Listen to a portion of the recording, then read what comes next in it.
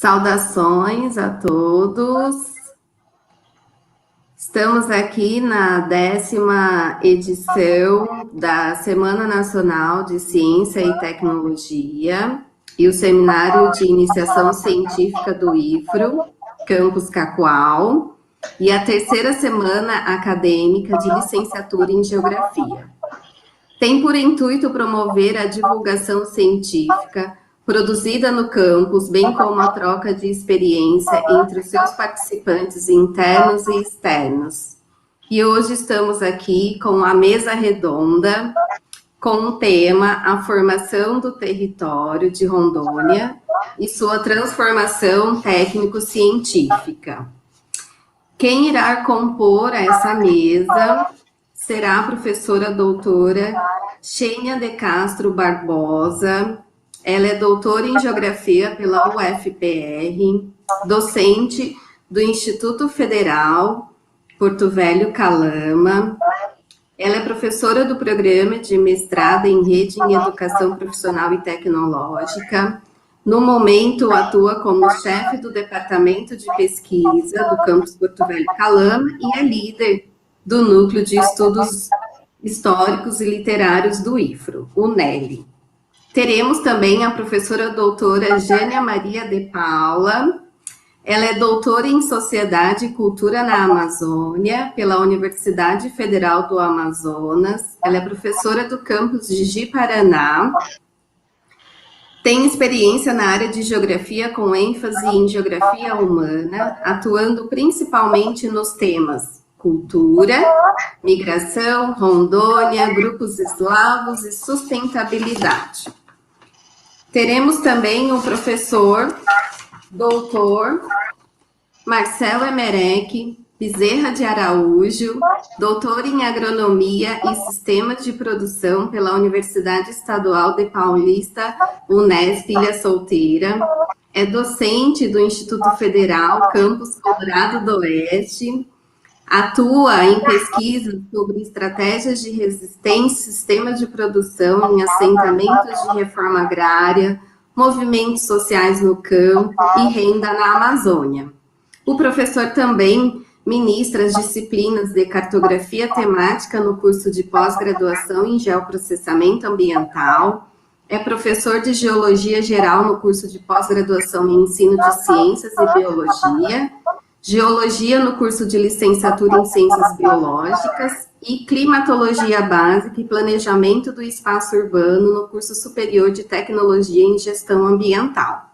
Sejam todos bem-vindos, agradeço a presença de vocês. O objetivo da nossa mesa é dialogar sobre o processo de formação do território de Rondônia dentro da perspectiva técnico-científico. Teremos o tempo de fala de entre 20 e 25 minutos de cada um, né? Iríamos iniciar com a professora Xênia, depois a professora Jânia e depois o professor Marcel. Dada o diálogo dos 3 professores, faremos então as contribuições, né? Faremos aí os diálogos. Obrigado. Passo a palavra para a professora Xênia.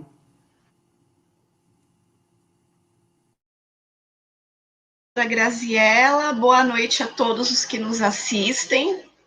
Na pessoa do professor Mauro de Alcântara, eu gostaria de agradecer ao Departamento de Pesquisa, Inovação e Pós-Graduação do Campus Cacoal. Na pessoa da professora Graziela Tejas, gostaria de agradecer a coordenação do curso de licenciatura em Geografia do referido campus e a todos os servidores que se fazem presentes pelas redes sociais, acompanhando esta mesa de discussão. E na pessoa da aluna Micaele Fonseca Pedroso, gostaria de saudar a todos os estudantes do campus Cacoal, essa juventude super inteligente que mantém viva a nossa esperança de um país melhor. Gostaria ainda de parabenizar aos organizadores e organizadoras do evento pela escolha do tema desta mesa. Em um tempo marcado por profundas crises migratórias, deslocamentos forçados diásporas e desterritorializações, pensar o território é, antes de tudo, um compromisso ético com o mundo em que vivemos. Quero também cumprimentar a professora Jânia Maria de Paula, uma querida amiga, e o professor Marcel Emerick, que há tanto tempo eu não via. É uma alegria compartilhar com os senhores esse espaço de discussão. Para não me alongar mais, e no intuito de contribuir com a temática proposta para esta mesa, gostaria de pontuar alguns aspectos atinentes à formação do território de Rondônia e sua transformação técnico-científica. Antes disso, porém, farei algumas considerações de ordem mais geral sobre a categoria de análise geográfica território. Dados os limites de tempo dessa comunicação, eu optei por um recorte bem delimitado, que considera apenas alguns dos aspectos, e optei por apresentá-los em uma abordagem narrativa e um tanto quanto panorâmica. Esse tipo de abordagem tem o problema de não permitir os aprofundamentos necessários, e seria muito conveniente, seria muito bom que vocês pudessem depois fazer esses aprofundamentos, e acredito que o farão ao longo do curso, ou até mesmo já fizeram.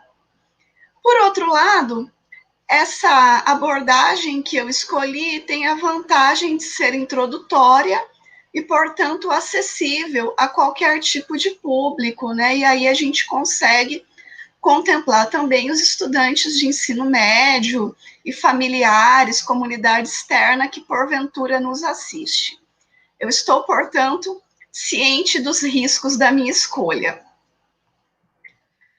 Bom, o conceito de território com o qual eu trabalho é o de Rafestan, que o entende como apropriação do espaço concreta e simbólica, conduzida por agentes diversos e interesses muitas vezes conflitantes, que estabelecem, desse modo, relações de poder espacializadas.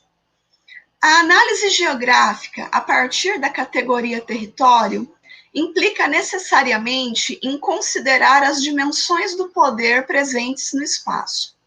Considerar as relações de poder em seus aspectos macrofísicos, como também nos microfísicos, como propusera Michel Foucault. No que se refere à formação do território, são considerados os seguintes processos: o de relação espaço-tempo como movimento condicionante e inerente à formação de cada território por meio de processualidades históricas e relacionais, transescalares, né, com redes e fluxos. A relação ideia-matéria, também como movimento e unidade. A heterogeneidade correlata e em unidade com os traços comuns, quer dizer, as questões de identidade e de diferenciação.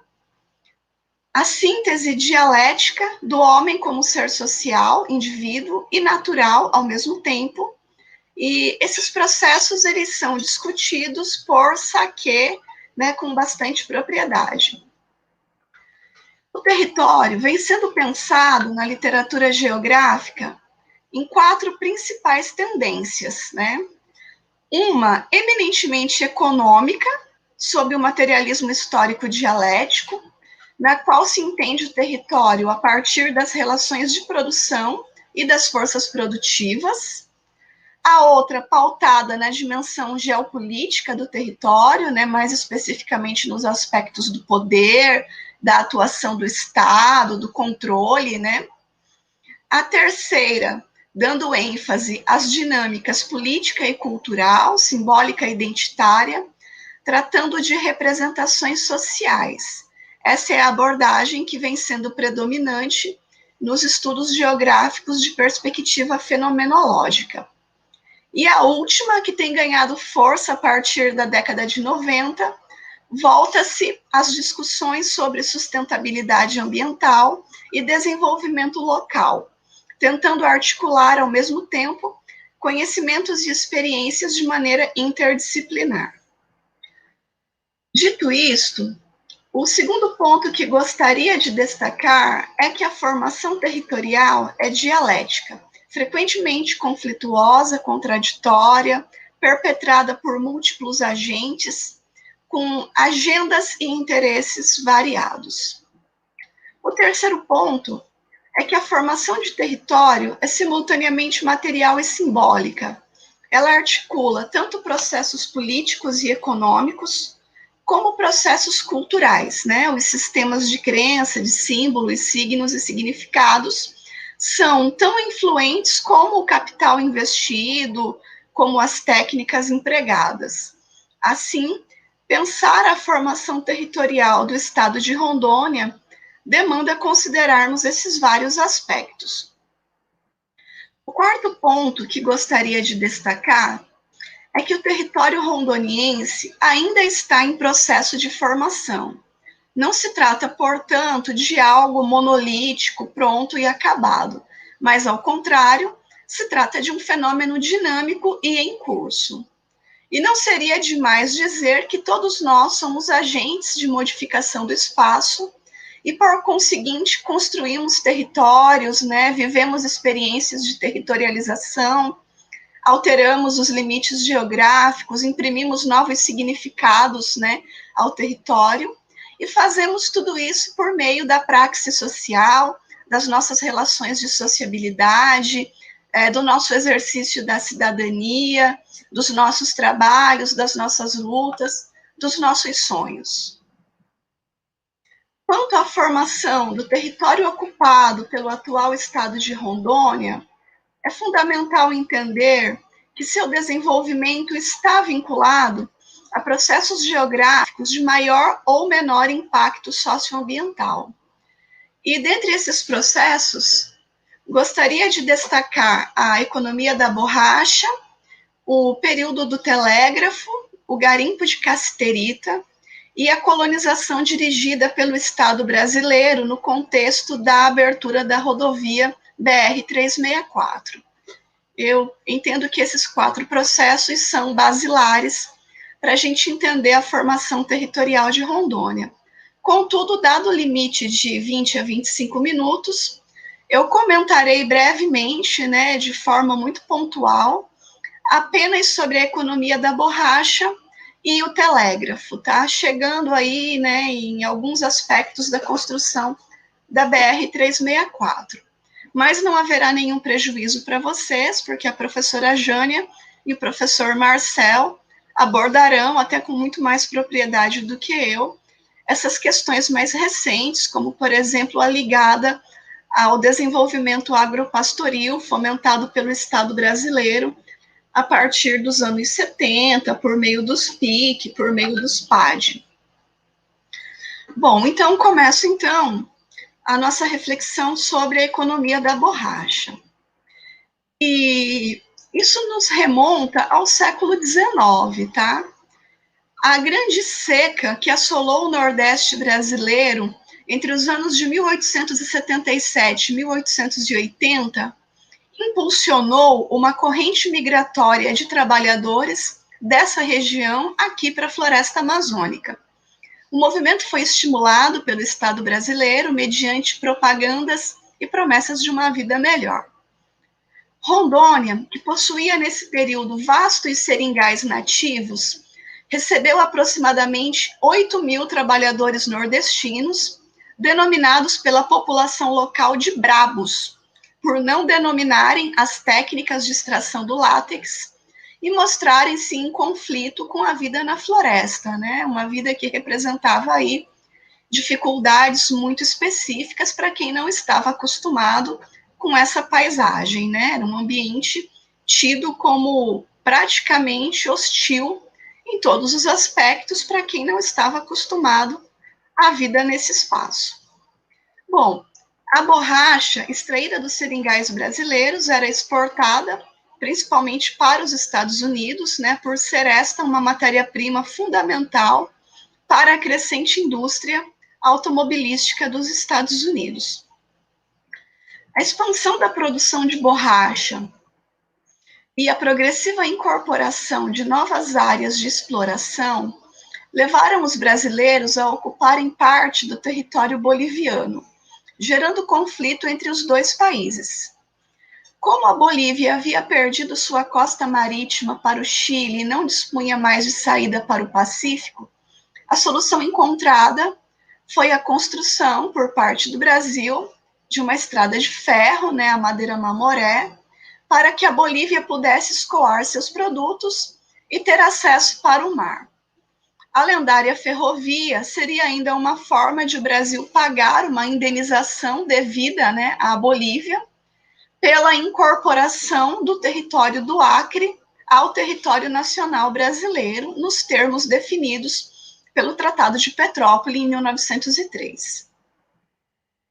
A estrada de ferro Madeira Mamoré possuía 260 quilômetros e interligava Porto Velho, a jusante do Rio Madeira, até Guajará-Mirim, na divisa com a Bolívia. Às suas margens desenvolveram-se alguns núcleos habitacionais, mas foram poucos os que prosperaram, devido à crise dessa atividade, resultante da competição com látex produzido nos seringais do Sudeste Asiático. Já em meados do século XX, com a adesão do Japão, né, à Segunda Guerra Mundial, no bloco dos países do eixo, o fornecimento de látex para os Estados Unidos, né, e para os países do bloco dos aliados foi suspenso, o que levou o Brasil a ser cogitado mais uma vez como exportador dessa matéria-prima para os Estados Unidos. Estados Unidos e Brasil iniciaram, então, uma série de ações para aumentar a produtividade de borracha, sendo a principal delas o envio de mais de 40 mil homens, em sua maioria retirantes nordestinos, novamente, né? E eles iam trabalhar em uma verdadeira operação de guerra, chamada Batalha da Borracha. Mas não seria uma guerra no fronte, seria uma guerra na floresta amazônica para produzir látex para exportação. Esse reavivamento da produção gomífera foi relevante para o incremento populacional e a fixação desses trabalhadores em Rondônia. Embora não se saiba precisar se foi a presença ou a ausência do Estado, junto a esses trabalhadores, que promoveu a sua fixação nesse território. Os discursos e práticas de construção de um espaço urbano na Amazônia, que prima por ordem e sentido, superando um quadro natural hostil, se opõe e, ao mesmo tempo, reafirma mitos como o do inferno verde, do caldeirão do diabo, do lugar onde o diabo perdeu as botas, né? Quando fugia apressado das condições ambientais adversas.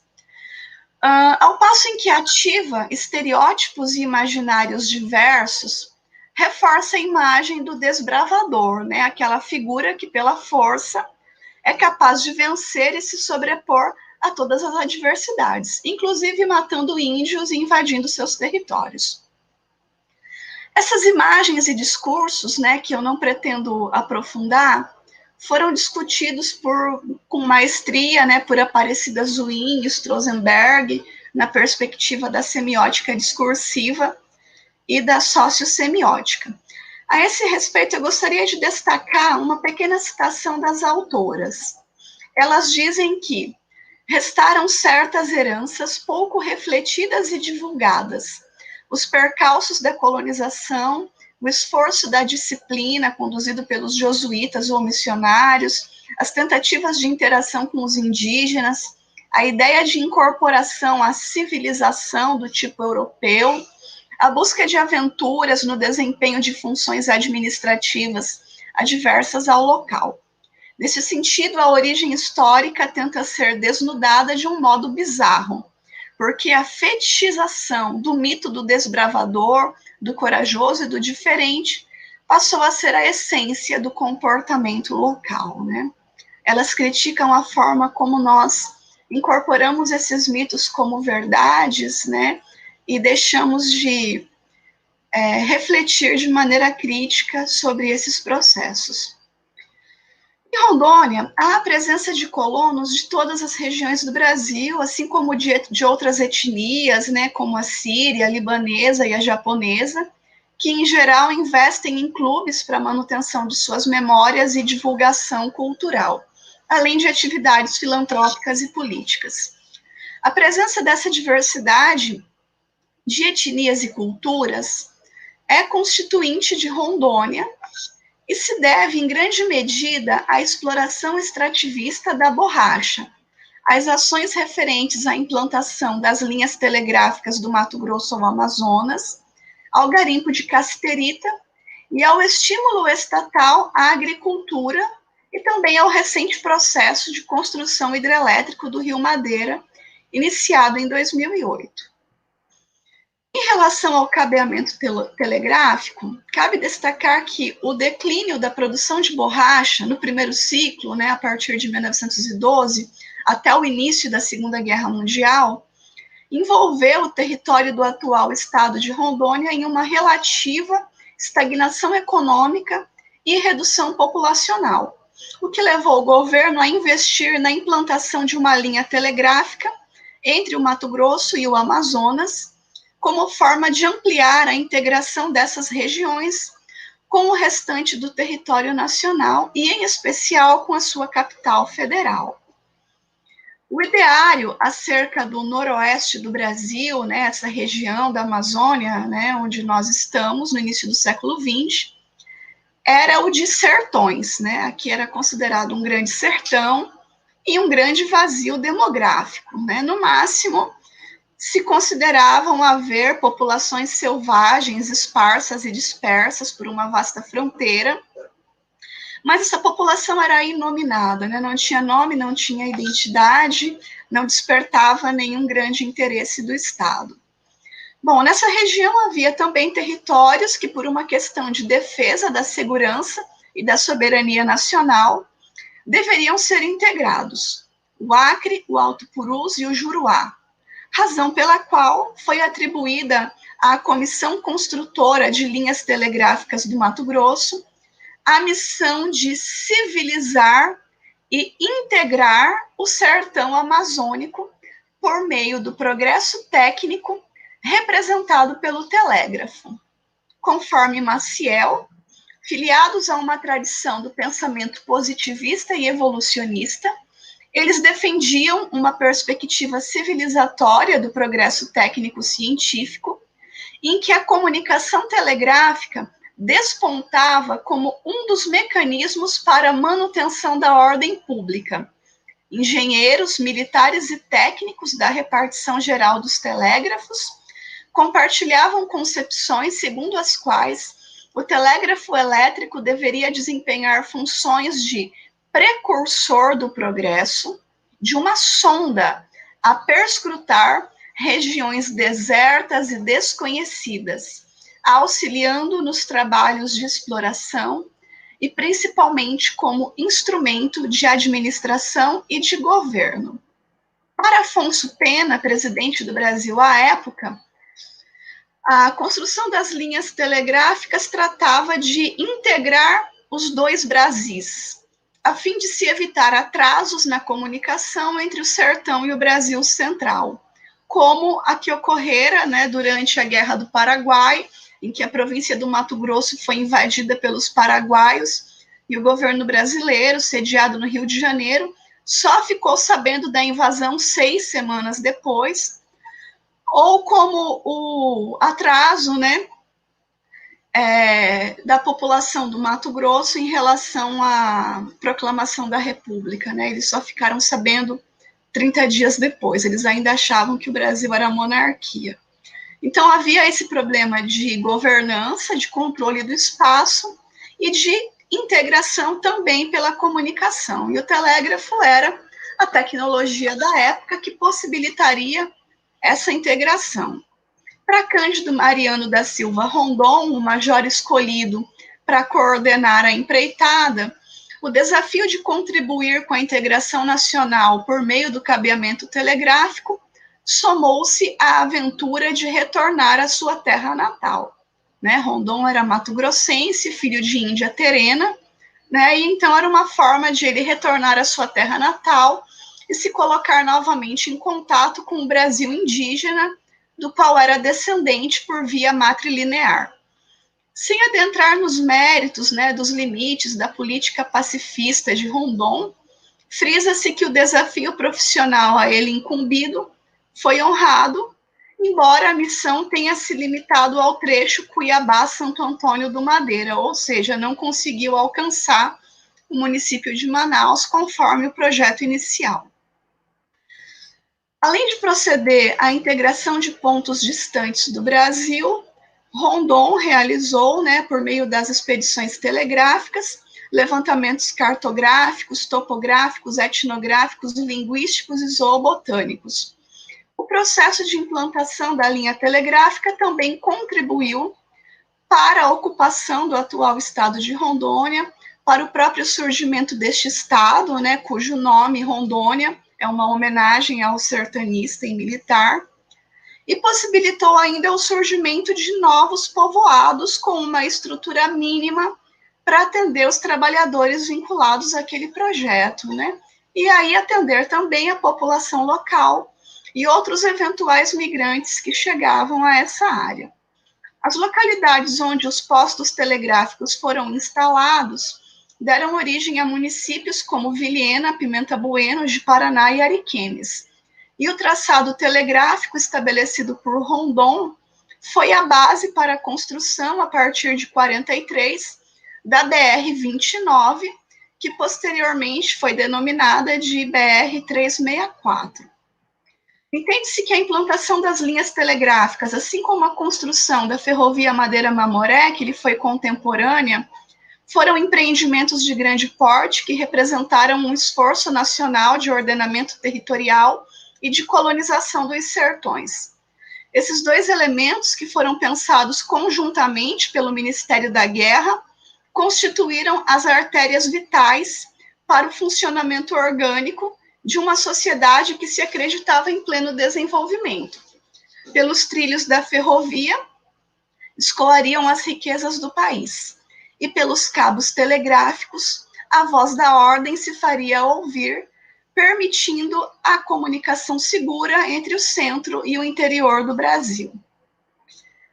Além de esclarecer aos gestores quanto à necessidade de ordenamento do território amazônico e os desafios quanto ao tratamento das populações indígenas, o cabeamento foi importante para orientar a construção de estradas, né? E aí eu já comentei para vocês a construção da BR-364, né? E para Hervé Terry, que realizou trabalho de campo em Rondônia no início da década de 70, nesse contexto de construção da BR-364, é que ficou evidente também a descoberta, né, de novas jazidas de cassiterita e um grande afluxo populacional. O Hervé Terry diz que a descoberta de ricas jazidas de cassiterita, né, minério de estanho, provocou logo uma corrida que tirou a região da sua sonolência.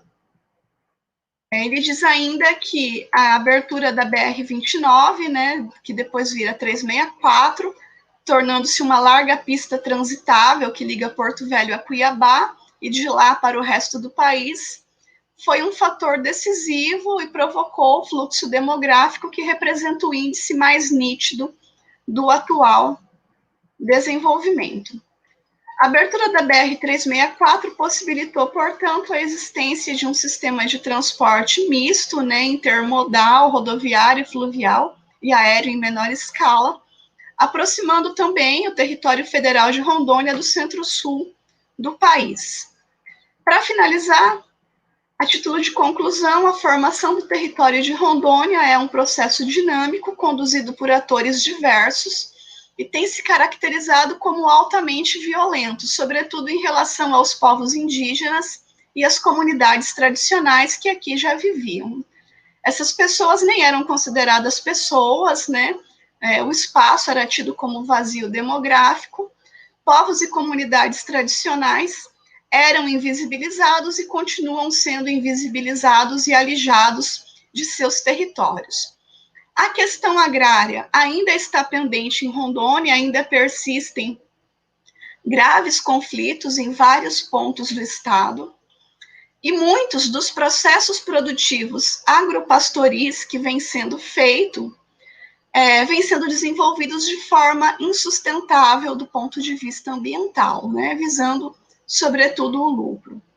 Este território está em movimento, novos agentes técnicos científicos se capilarizam, né, como o próprio Instituto Federal de Rondônia, e esses novos agentes apresentam potencial em contribuir com a reflexão crítica sobre esses processos geográficos, bem como contribuir tecnicamente para o planejamento territorial. Eu agradeço e peço desculpas, Graziela, se eu extrapolei o tempo.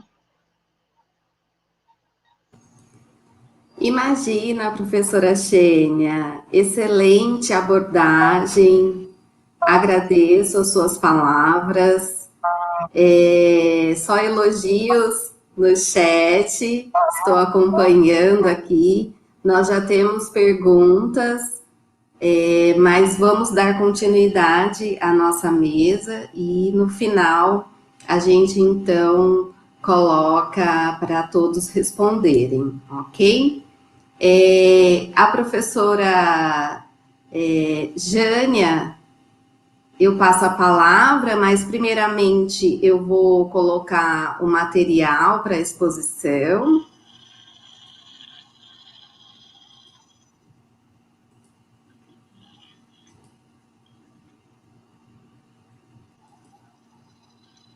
Passo a palavra, então, à professora Jânia. Boa noite a todas e todos. Boa noite, Graziela. Boa noite, Xênia e Marcel, companheiros de mesa. Eu também quero agradecer imensamente a esse convite. Eu fico muito feliz da gente estar podendo discutir, em tempos de pandemia e no interior de Rondônia, a gente está podendo discutir geografia. Isso me deixa, assim, cheia de alegria mesmo.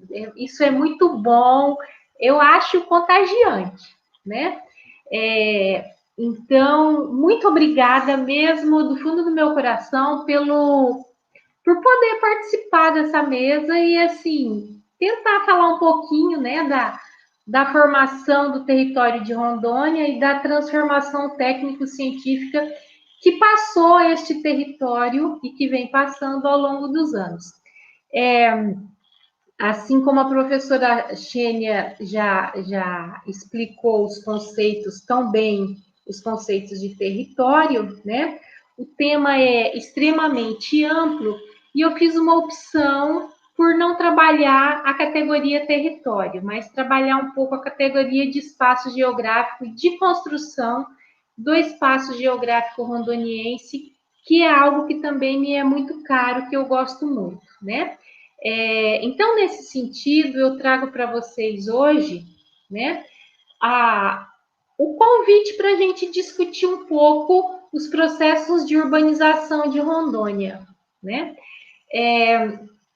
Particularmente, eu estou em Rondônia já há 30 anos, então eu faço parte deste último movimento que a professora Xênia colocou, de migração. Eu sou migrante enquanto identidade, né? Essa é uma das minhas identidades. E assim, eu vi tanta transformação, né? Algumas boas, outras muito ruins, outras mais ou menos, né? Ao longo desses 30 anos que eu vivo em Rondônia, né? E aí, como a professora Xênia já tão bem colocou alguns dos ciclos, só rapidamente você pode mudar a tela para mim, Graziela, por favor? A formação do espaço geográfico rondoniense, a professora já falou do ciclo da borracha e do telégrafo, né? E a gente tenta falar um pouco da colonização moderna, que foi a parte de ocupação, né? Eu gosto mais de ocupação, da palavra ocupação, do que a palavra colonização. Colonização dá a impressão de que tudo foi lindo, bonito, maravilhoso, e na verdade a gente veio ocupar terras que já pertenciam a alguém, que já pertenciam a outros povos. Mas nós não vamos entrar nessa seara agora. mas que se deu a ocupação dos migrantes vindos do Centro-Sul através dos projetos de colonização do INCRA, né? E a entrada foi sempre pelo eixo da rodovia BR-364, né? Você pode passar para outra tela mesmo, professora? Tá? Eu, enquanto professora do IFRE, enquanto a minha vida de professora também já há quase 30 anos, eu sempre trabalhei com ensino médio, né?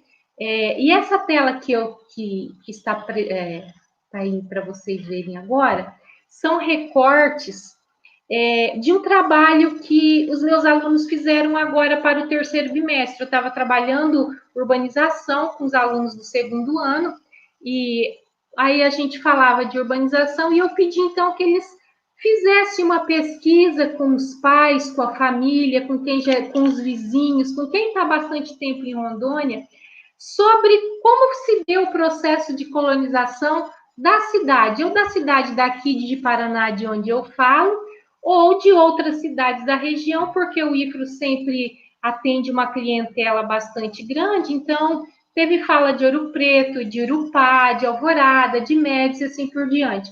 E eu trago 2 recortes aqui, vejam bem, por que eu trago esses recortes? Porque a gente começou a falar, e eu ensinava para eles, era o conteúdo de urbanização, mas é impossível a gente falar dos processos de urbanização de Rondônia sem trabalhar diretamente a questão do rural, né? Olha, esse que fala dali de Médici. Os primeiros colonos chegaram onde estava a localização de Presidente Médici. Os colonos eram agricultores. Depois, o outro fragmento de fala. Pelos contos da minha avó, a família veio do Mato Grosso, de carona para de Paraná, em busca de terra. Então, a gente não consegue tratar, não consegue falar de urbanização do estado de Rondônia sem que a gente tenha que trabalhar uma ligação muito forte com o espaço rural, né? E aí, se você puder mudar para mim, Graziela, para a gente compreender, então, essa transformação recente, eu falo transformação recente porque a partir dos últimos 30, 40 anos do que se chamou de colonização moderna. O colonização moderna também é uma outra questão, um outro conceito meio complicado da gente dizer, né? Porque, segundo o Millikan, lá na obra do Antônio Carlos Diegues, ele fala de como se deu o processo, porque enquanto no Centro-Sul, notadamente no estado do Paraná, o agricultor, o sem terra, ou os sujeitos sobrantes, né? Eles tinham que sair de lá, né? Por quê? Porque estava chegando a modernização no campo, a mecanização da lavoura, era o processo de modernização do espaço geográfico do Centro-Sul, né? E para onde iria toda essa população que era o arcaico? Leva-se o arcaico para Rondônia. Então, as técnicas que chegaram aqui nesse tempo, né, as formas de produção, a forma de organizar o espaço, a derrubada, a queimada, a coivara, tudo isso está diretamente ligado, né, aos modos a técnicas rudimentares, aos modos arcaicos de produção, e é isso que vem para cá. E até hoje, enquanto técnica, a gente continua usando as queimadas, por exemplo, o desmatamento, né? Então, esse conceito de colonização moderna é bastante complicado para a gente usar. Mas vamos lá. Para a gente compreender esse espaço de transformação recente no espaço geográfico de Rondônia, esses processos de urbanização, eu acho muito, muito, muito interessante a gente usar as considerações do Roberto Montemor, né? Eu até trouxe uma pequena fala dele aqui, que eu acho, assim, fundamental para a gente entender. E ele diz, isso lá em 1980, ele já dizia isso, que o espaço rondoniense não há, assim, cidadão ou urbanita, os colonos ou os habitantes rurais. Não existe essa separação. mas eles se fundem num único grupo quase homogêneo, onde morar na cidade pode significar ou uma opção familiar ou uma contingência temporal. Ou eles estavam aqui esperando a terra, ou ele vem para estudar, e de 1980 para hoje, também as coisas não se modificaram muito. Nós temos uma urbanização em Rondônia muito embasada em todos os conceitos do espaço rural e muito relacionada com a evolução do espaço rural também, tá? E aí, nesse sentido, para a gente falar do urbano em Rondônia, né, é preciso considerar o rural, né? E aí, de novo, então, a gente sente assim, uma necessidade muito grande de entender a partir dos conceitos de Milton Santos. Existe na geografia brasileira um conflito muito grande, uma discussão muito grande entre o que é rural e o que é urbano. E ninguém se... né? Um falou Abramovay, o Veiga, e um só quer mudança estrutural, e o IBGE tem um critério muito complicado. Para o IBGE, o que é cidade? Toda e qualquer sede do município, né? Nesse exemplo, pegamos a sede do município de Pimenteiras. Pimenteiras é o menor município de Rondônia, que tem 2.600 habitantes, coisa assim. A sede do município deve ter uns 1.200, 1.000 e pouco. Pelos critérios do IBGE, é uma cidade, né? Mas é uma cidade intrinsecamente relacionada, né, à produção do espaço rural, né? Então, para isso, Milton Santos tenta botar o fim nessa dicotomia de urbano-rural. E ele diz: pensemos o território brasileiro como um Brasil urbano e um Brasil agrícola, né? Que em critério de distinção seria devido muito mais aos tipos de relações realizadas sobre o respectivo subespaço. Não mais se trataria de um Brasil das cidades oposto a um Brasil rural, né? Se a gente pensar neste sentido, nós teremos uma Rondônia, praticamente um pedaço, você pode mudar para mim, Graziela? Um pedaço do Brasil rural, desse Brasil rural que o Milton Santos propõe, né? Essa nova forma de ver, quebrando essa dicotomia de urbano-rural. Para a gente tentar melhorar um pouco essa percepção, eu tentei buscar aqui nessa tabelinha, com dados do IBGE, lá do IBGE Cidades, para a gente ver o quanto Rondônia pode ser considerado esse espaço rural dentro do Brasil. Nós temos 38 municípios com população de até 30 mil habitantes, cidades muito pequenas dentro dos critérios do IBGE. Esses 38 municípios perfazem uma população de 457 mil habitantes e fazem um PIB bruto do IBGE. Esse PIB eu só consegui dados de 2017, mas não mudou muita coisa. Eles fazem um PIB eles juntos produzem 22,2% das riquezas estaduais. Aí nós temos um outro conjunto de 30 mil a 100 mil habitantes, nós temos 10 cidades. Essas 10 cidades também têm um conjunto de população de 457 mil e poucos habitantes, que também juntas produzem um PIB de 22,3%. Nós temos apenas 3 municípios entre 100 e 500 mil habitantes, que eles fazem um conjunto de pouco mais de 300 mil habitantes e produzem junto praticamente 18% das riquezas estaduais. E aí nós só temos uma única cidade com mais de 500 mil habitantes, que é a capital, né? Que tem exatos 539.354 habitantes, que sozinha ela tem um PIB de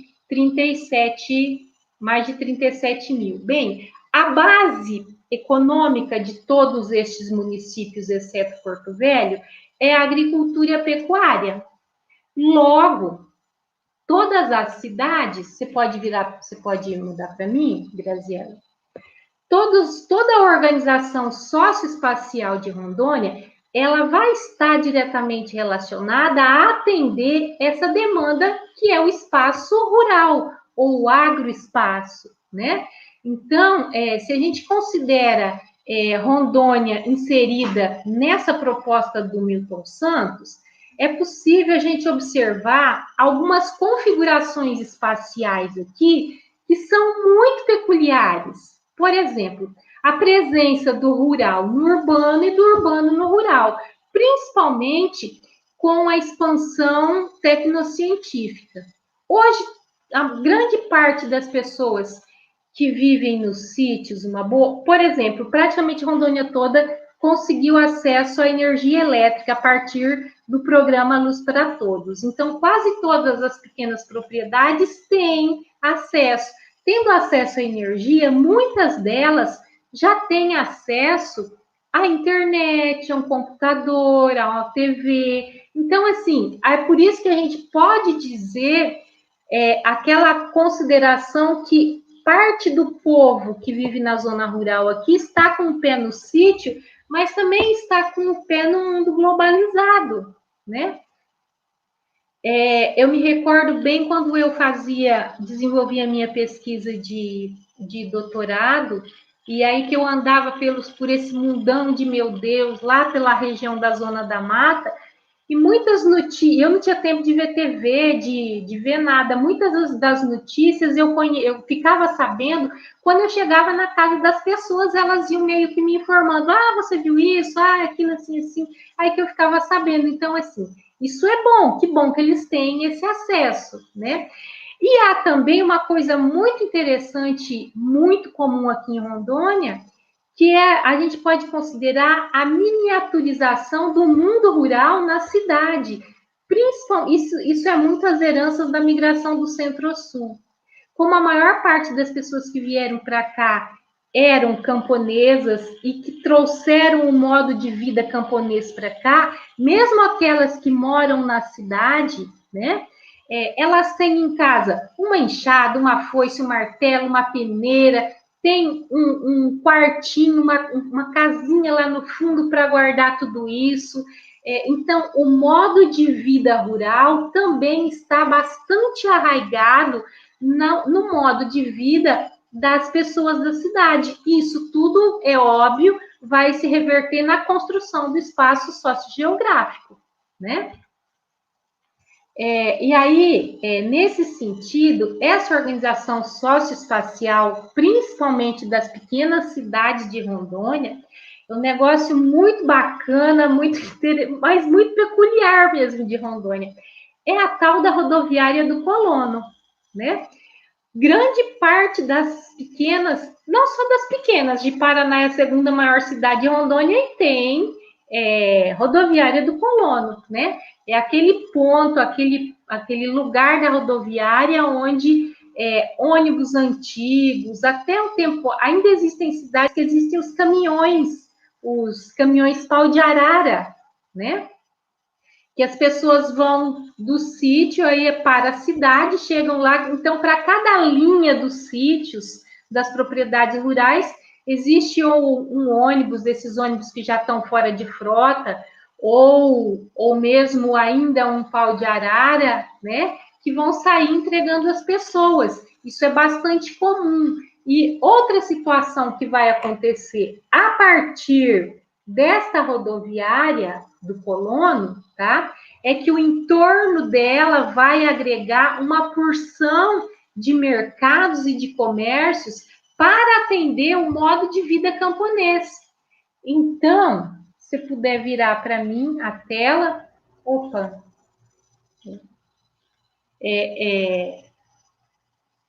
eu acabei me equivocando aqui. Você pode voltar à terceira tela, depois dessa, a próxima. Isso. Deixa aí, eu falo daí depois. Não, anterior. Isso, tá? Que seja o comércio, ou sejam pequenos mercados, pequenos bolichos, são casas de comércio, sabe aquele antigo secos e molhados, né? Que as pessoas vão lá, elas vão encontrar para comprar fumo, bota, vela, querosene, ferramentas, né? Aqui, por exemplo, hoje já é um mercado bastante grande, o Mercado São João, na Avenida T3, mas qualquer coisa que a gente quiser comprar, uma camisinha de lampião, sabe o que é isso? É só ir lá no São João que tem. Por quê? Porque ele tem a mercadoria para atender a demanda de uma clientela bastante específica. E naquela região, isso no caso aqui de Paraná, naquela região onde está localizada a rodoviária do Colono, vão aparecer essa porção de comércio voltado para atender todo esse público. Então, tanto se consome o que eles trazem do sítio, quanto existe uma oferta de produtos que eles vão necessitar para continuar a manutenção do modo de vida camponês, tá?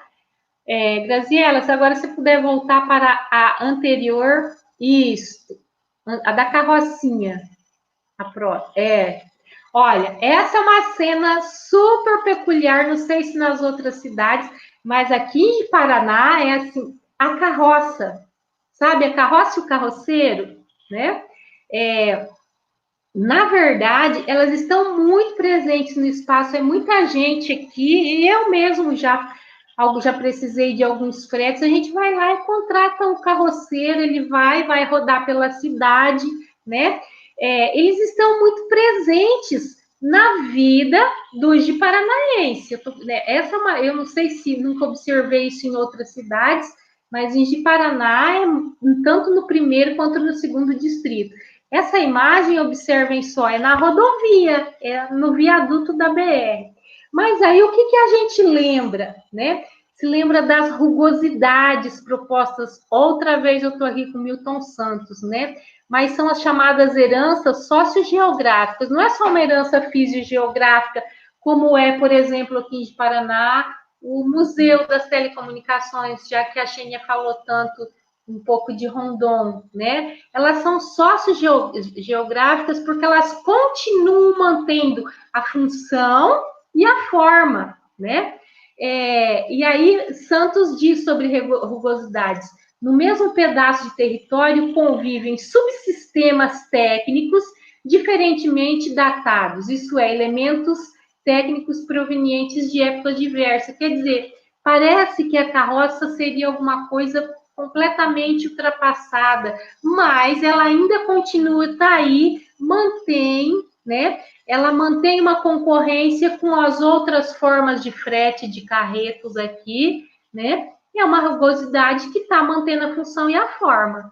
Essa também é uma outra peculiaridade da construção do espaço urbano rondoniense, tá? E, por fim, né? Para a gente continuar falando da presença do rural no urbano, é uma situação bastante complicada, mas a Expogipa e similares. Eu coloco similares porque é uma festa que está se movimentando, que ela está presente, eu acredito que em praticamente todos os municípios de Rondônia, e eu já sei que já adentrou para o sul do Amazonas, né? As cidades próximas a vizinhas de Porto Velho já fazem as exposições agropecuárias com as festas de peão e com a cavalgada, né? Que é o momento em que todo mundo quer mostrar, a gente chama de, pelo menos assim por aqui, é uma imposição muito grande da cultura country. As lojas não têm outra vitrine, a TV local não tem outra forma de propaganda, as músicas, né? Todo mundo comprando chapéu, todo mundo comprando bota, todos os anos.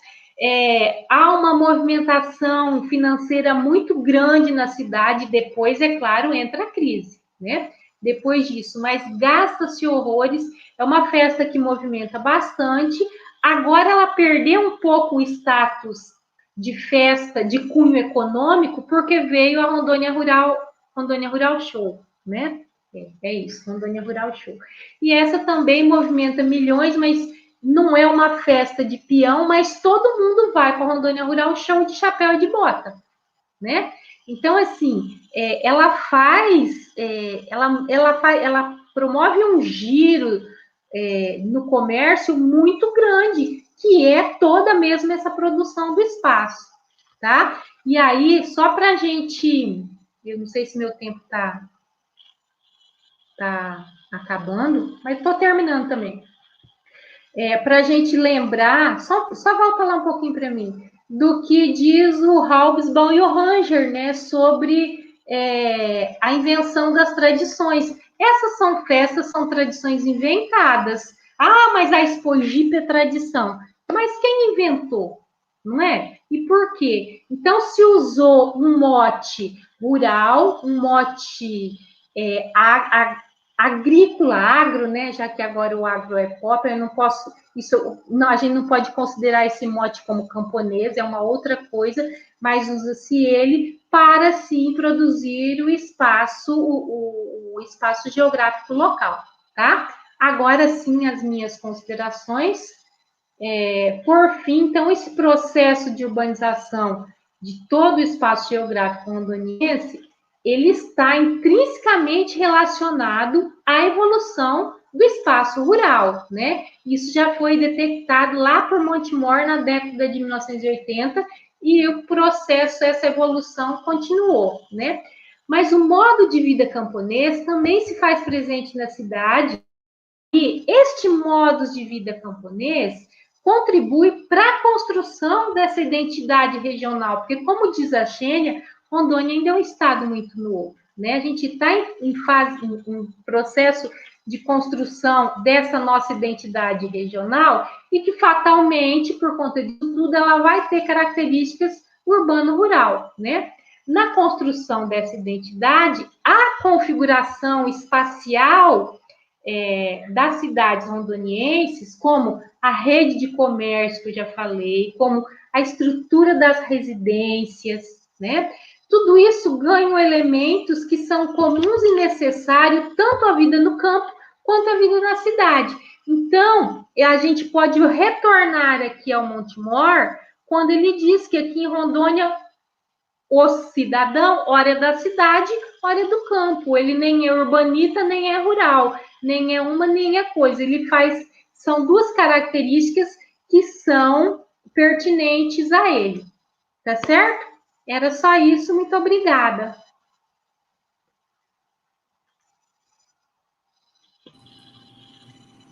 Agradeço, professora Xênia, as palavras.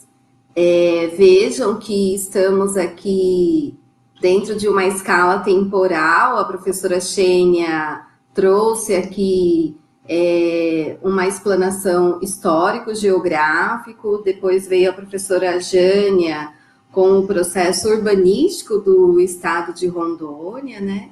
Então, agora eu passo a palavra ao professor Marcel. Bom, boa noite a todas e a todos que aguardaram, né, estão aqui até agora conosco. É uma satisfação imensa compor essa mesa, né, mesmo que virtual, no espaço etéreo, mas com nomes tão expressivos, né, da nossa geografia rondoniense, a professora Xênia, que é uma amiga, uma pessoa muito querida, como ela bem lembrou, não nos víamos há algum tempo, né, professora Jânia, que estou tendo a satisfação de conhecer, assim como a professora Graziella. Também mandar um abraço para o meu irmão Wesley, né, que está nos ajudando na parte técnica aqui nos bastidores, e em nome de quem eu cumprimento toda a comissão organizadora da Semana Nacional de Ciência e Tecnologia e também da Semana Acadêmica de Geografia, né. Minha formação é Geografia, né, licenciatura e bacharelado, e também o mestrado, apenas um doutorado que eu migrei para a agronomia, mas para discutir a mesma questão agrária com outro olhar. Então, falando um pouco, né, do que já foi dito aqui pelas colegas, o que é muito difícil falar depois de vocês, né? Porque vocês conseguiram expressar tão bem tantas informações e trazer de forma tão completa essa complexidade que é a formação territorial e socioespacial de Rondônia.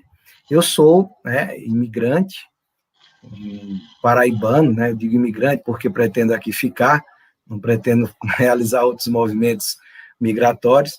Então, talvez seja o que menos conhece Rondônia em relação à temporalidade, em relação aos presentes na mesa, mas é um estado que me encanta. Eu cheguei aqui em 2009 e eu via na fala da professora Jânia, a questão da rodoviária do Colono. Quando eu cheguei em 2009, eu cheguei em Ariquemes, no município de Ariquemes, e para mim foi um impacto, né? Eu vim de ônibus da Paraíba até aqui, quase 5 dias de viagem. Quando cheguei na rodoviária de Ariquemes, para mim foi um choque muito grande, cultural, de paisagem, né? Porque é tudo muito diferente da realidade do Nordeste. E morei inicialmente no município de Campo Novo de Rondônia, ali mesmo no Vale do Jamari. Um município que, como a senhora bem falou, e a Xênia também, se confunde, né, entre o que é rural e urbano. Eu me perguntava, mas como que Campo Novo de Rondônia pode ser considerado um município? Não tinha sinal de celular, asfalto muito raro, né? A estrutura estatal, representada, né, por órgãos do Estado e também da prefeitura, muito rudimentar, em edifícios de madeira, e eu dizia, poxa, mas é tudo muito diferente, né? Mas, ao mesmo tempo, me recordava das discussões da época da faculdade, dessa Amazônia em transformação.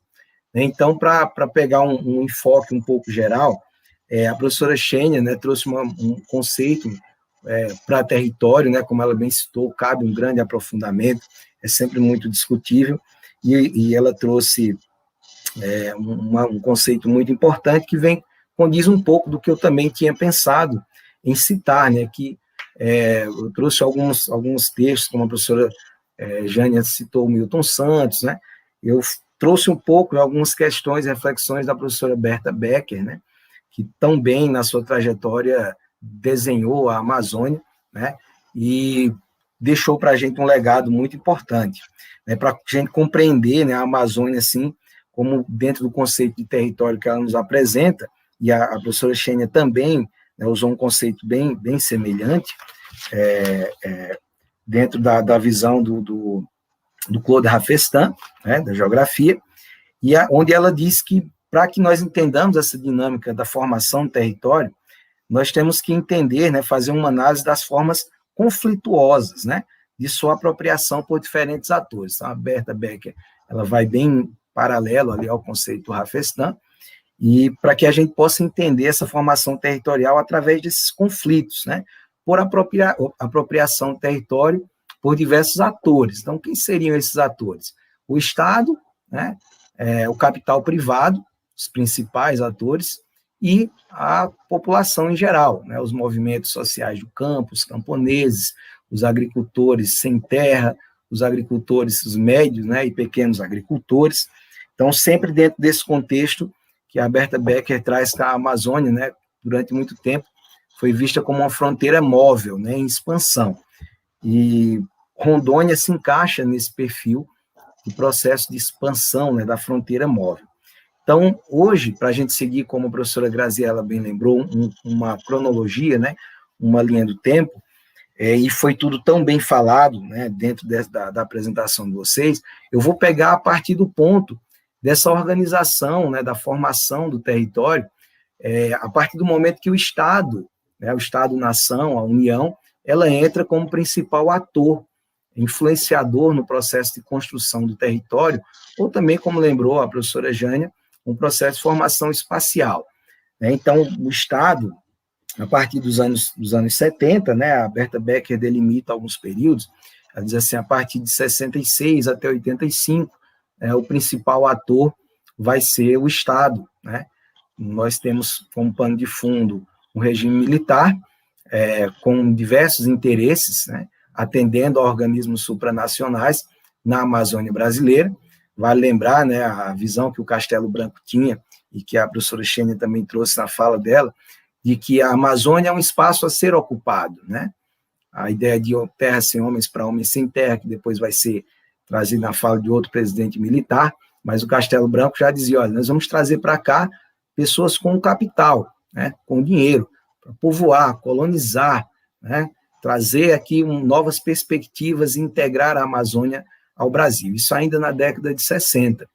E nós temos hoje um modelo estatal, né, desse governo que aí está, que reproduz, até pelo seu próprio viés positivista e militarista, o discurso de 40, né, 50 anos atrás, onde se continua trazendo a mesma fala, olha, nós temos que povoar a Amazônia, né, e não é para atender interesses da população brasileira, é muito mais para atendermos a interesses de organismos supranacionais e do grande capital financeiro mundial, na pessoa, incorporado por nações como Estados Unidos, né, França, Inglaterra e a própria China, embora se haja um discurso puramente ideológico, onde a China não teria espaço na Amazônia, mas nós sabemos bem que isso é mais apenas uma falácia.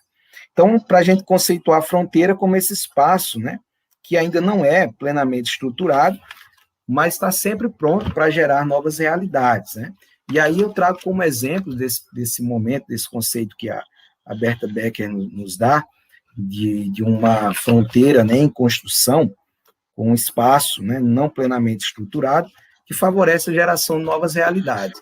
E essa nova realidade para Rondônia, que não é tão nova assim, mas hoje ela toma uma face mais moderna, né, mais tecnificada, mais cientificada, que incorpora, né, esse tema geral da nossa mesa, que é a apropriação do grande capital dos espaços produtivos em Rondônia.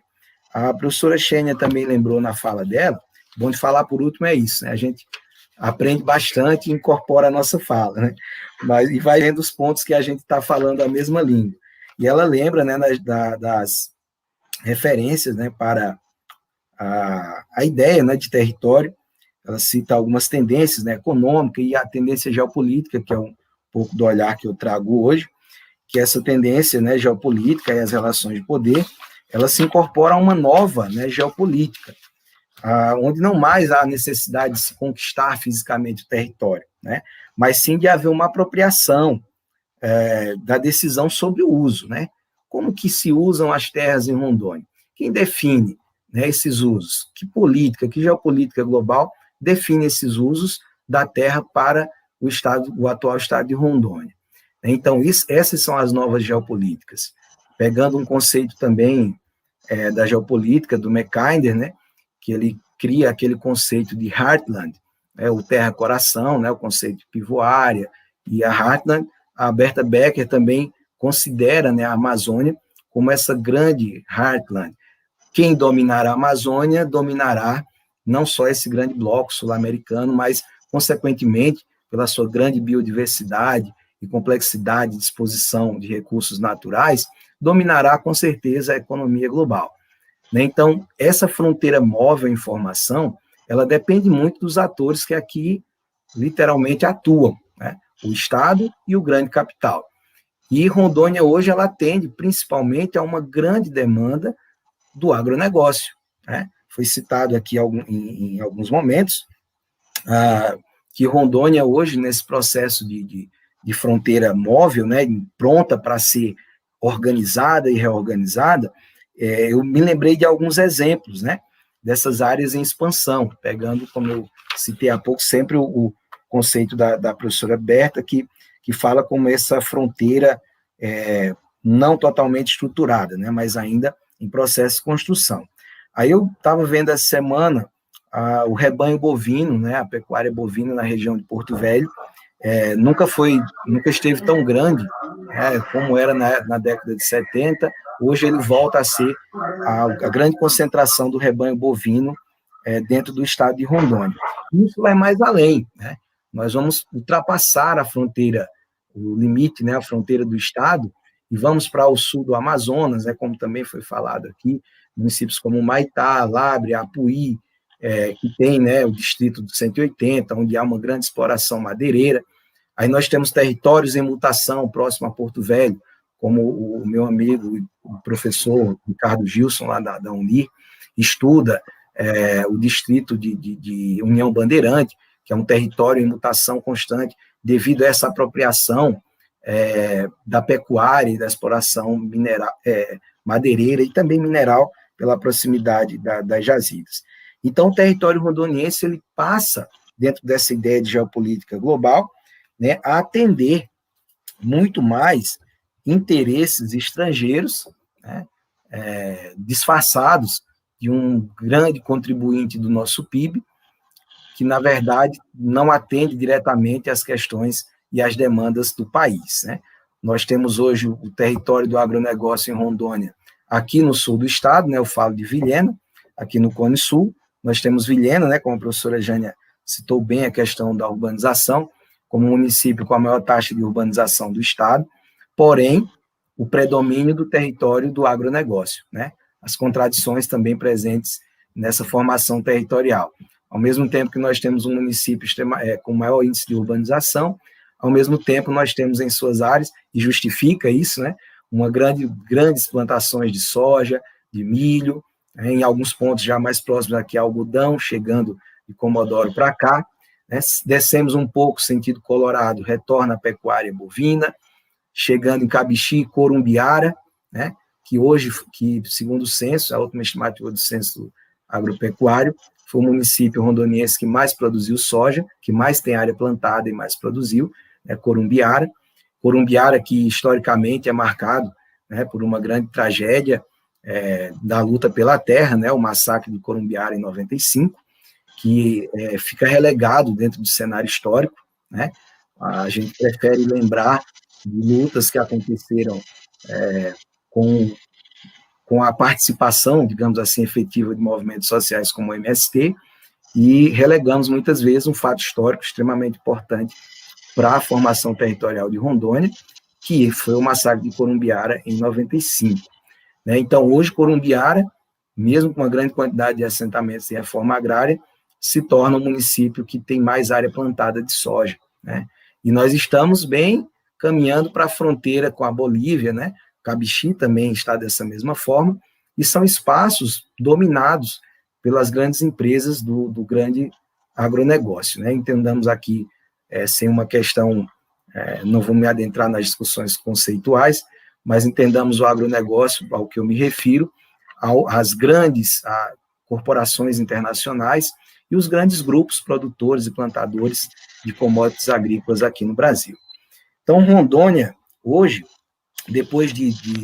desde a década de 70, depois de tantos anos, né, de produção territorial, produção do espaço, com os PICs, com os PADs, né, com grandes projetos de assentamento, né, os PAs criados pelo INCRA, continua a se apresentar um território em transformação, porém hoje com um caráter muito mais tecnicista, tecnificado. E eu penso, né, colegas, a Xênia, a gente já conversou um pouco já sobre isso em outros momentos, professora Jane, Graziele e os que nos assistem, que nós temos, enquanto IFRO, enquanto Instituto Federal de Educação, Ciência e Tecnologia, nos atentarmos para estas questões, né, para não colocarmos uma estrutura estatal a serviço do capital privado. Né. Isso é um cuidado que nós, enquanto instituição, enquanto formadores de opinião e produtores do conhecimento, né, que o professor ele não é mais um mero transmissor, ele produz também o conhecimento, mas nós temos que pensar uma discussão constante dentro do campus Colorado Oeste, quais arranjos produtivos locais nós devemos atender para formar uma Rondônia justa socialmente, né, e igualmente social, para que todo mundo tenha acesso às benesses que esse Estado oferece. Então, uma discussão constante. Nós temos, como foi citado aqui, a professora Jane fala também a nossa língua, o campesinato, como também diz o professor Ricardo Gilson, Rondônia é um espaço propício à reprodução do campesinato, porém, ele é vendido como Estado Nacional da Pecuária, Estado Nacional do Agronegócio, né?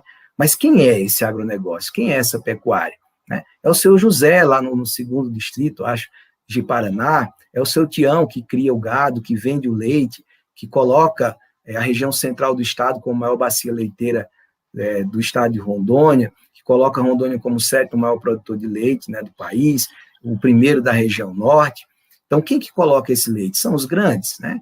São os camponeses, são os pequenos, são os assentados de reforma agrária, esses construtores do nosso território, né, em formação, e que precisam ter espaço e vez e voz. Então, a Rondônia tecnificada, ela também tem que chegar, né, a essas fronteiras que estão esquecidas. As comunidades quilombolas no Vale do Guaporé, né, e faço aqui menção ao recente trabalho de tese do meu amigo professor William Kennedy, que discutiu os modos de vida, né, do que ele chama de comunidades de povos tradicionais, quilombolas, moradores de reservas extrativistas, indígenas e assentados de reforma agrária, que também, pela sua tese, se enquadram também como comunidades de povos tradicionais, principalmente aqui em Rondônia, devido ao processo histórico de migração. Tá? Então, dentro de todo esse avanço, né, histórico que nós fizemos, desde o ciclo da borracha, né, ao ciclo do telégrafo, as usinas hidrelétricas no Rio Madeira, como a professora Xênia citou, os processos migratórios que a professora Jânia tão bem desenhou, né, em suas imagens, em sua fala, traz para a gente um monte de memória e recordação bonita, né, desse estado, e hoje nós chegamos a um ponto da modernidade, a biotecnologia, o avanço, né, nas máquinas, no maquinário agrícola, nós chegamos ao ponto da transgenia e do aumento do pico da produtividade. E aí, para muitas pessoas em Rondônia, esse avanço da tecnologia, ele diz assim, olha, será que Rondônia é uma fronteira estável? Né? Nós paramos aqui e vamos circular dentro do nosso território, ou isso irá se expandir para as áreas vizinhas? Né? Nós já estamos pegando esse bonde que vem do Mato Grosso. Né? A professora Xênia lembrou o professor Hervé, e a última vez que eu pude encontrá-lo, o professor Hervé Terry, ele falava, na época que eu visitei Rondônia, Rondônia era uma frente pioneira. Hoje, Rondônia é a cauda, né?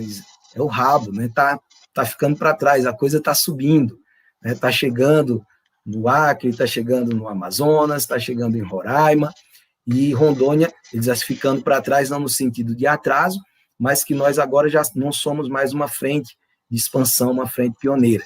Né? Nós já temos, segundo a conversa informal, uma fronteira estabilizada.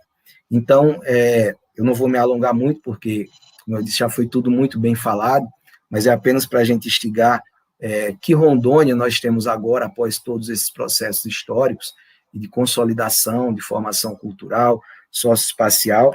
Eu lembrei de uma frase do Henri Lefebvre, sobre produção do espaço. Ele traz, né, esse conceito de produção do espaço. A gente está falando de território, mas também falando de espaço, que ele diz assim, após a criação do espaço, né, ou melhor, do território, perdão, ele diz, território vai vir antes para a consolidação do espaço.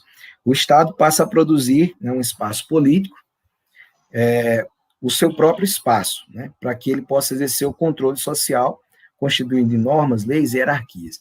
Então, Rondônia hoje, ela passa, né, está, pela leitura do Lefebvre, nesse momento onde o espaço já se consolidou.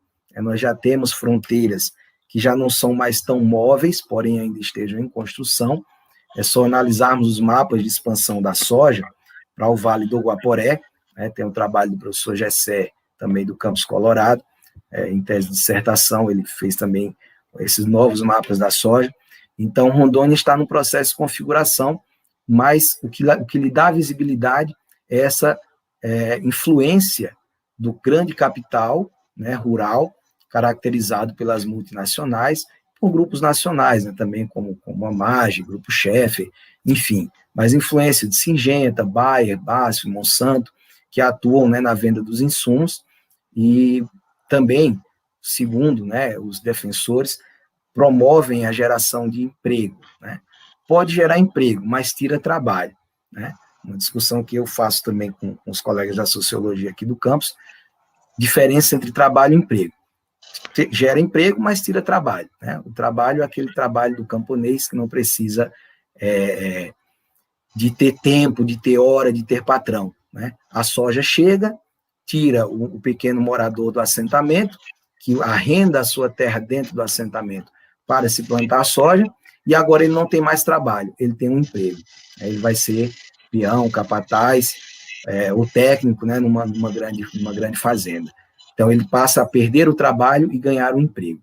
Então, isso perpassa por essa tecnificação, por essa formação do território rondoniense, que se consolida como hoje um território proposto para permanência e fixação do agronegócio, mas com alto custo, um alto ônus ambiental, que é uma outra discussão que nós poderíamos fazer em um outro momento.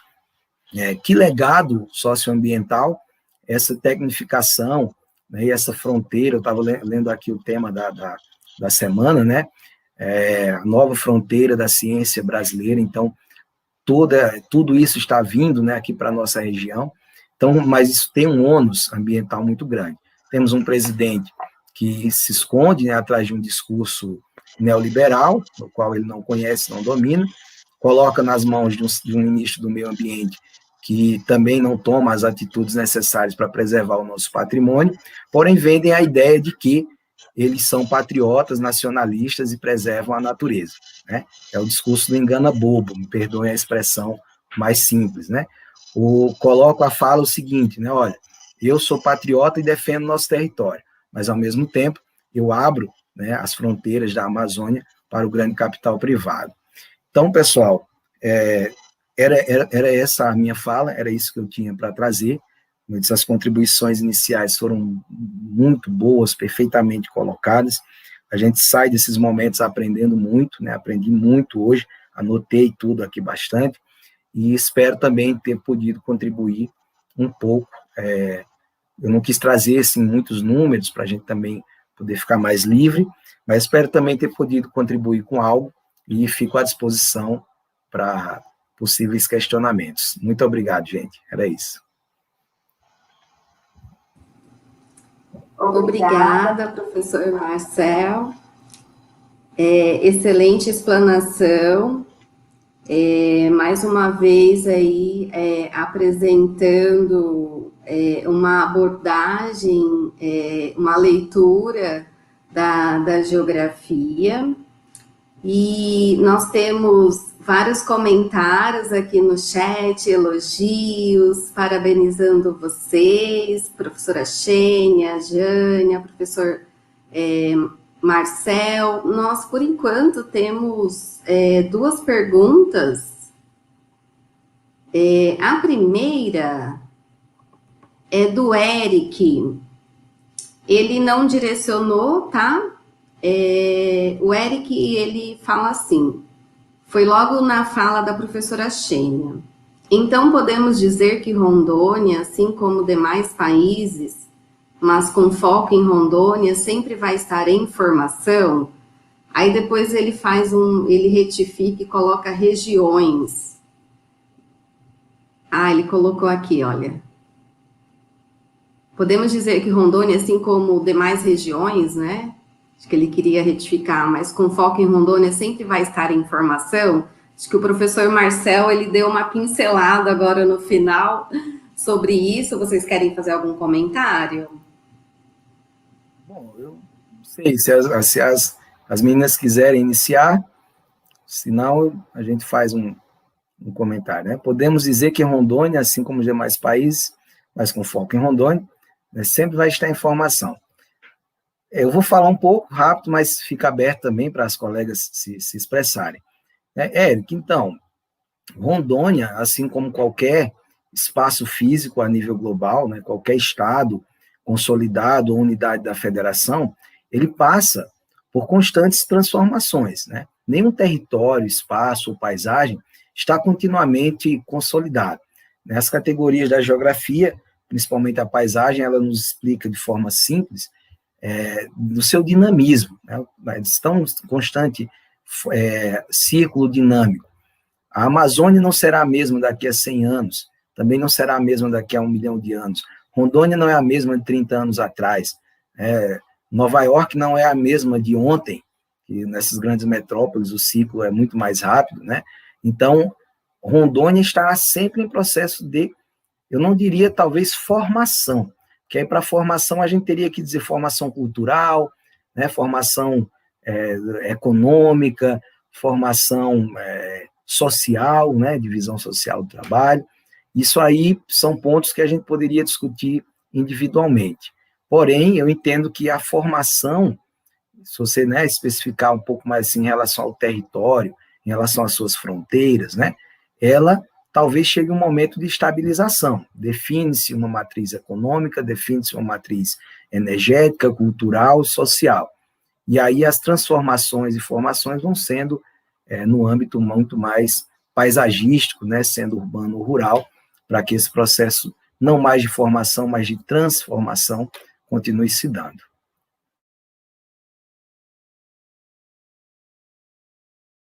Bom, não sei se atendeu, fiquem à vontade. Alguma professora gostaria de fazer algum comentário? Eu acho que a resposta do Marcelo, ela é completa, né? A gente nem tem o que acrescentar. Todo o construto social humano está em constante transformação. Em alguns momentos, né, em se tratando de espaço geográfico, de estado, de país, há alguma estabilidade, como o Marcel colocou, né? Mas, assim, os processos são dinâmicos, transformações sempre vão ocorrer, né? Sejam no campo da cultura, da economia, né? E, em alguns casos, até mesmo de alteração de fronteiras, né? Certo, professora Xênia. Professora Jânia, gostaria de fazer algum comentário? O seu microfone? Pronto, tá ligado. Não, é isso que os colegas colocaram, é mesmo um processo de transformação, dado a dinamicidade do espaço, né? Então, esse espaço vai estar sempre em transformação, e como o Marcel colocou muito bem, pode haver uma dinâmica um pouco menor a partir da consolidação das matrizes, mas a transformação vai ser constante sempre. Aproveitando a pergunta do Eric, é uma pergunta minha, diante das explicações, eu gostaria de saber de vocês, dos senhores, como que vocês veem Rondônia daqui 10 anos? Ou até menos, ou até 5 anos. Porque quando a gente fala Rondônia é construído através de ciclos econômicos, ele é construído para atender demandas internas e externas. Isso daí vai continuar? Principalmente pensando numa transição do capitalismo agora para a quinta fase, o capitalismo de plataforma, que a gente agora está vivendo uma uberização do trabalho. Rondônia também vai passar por isso?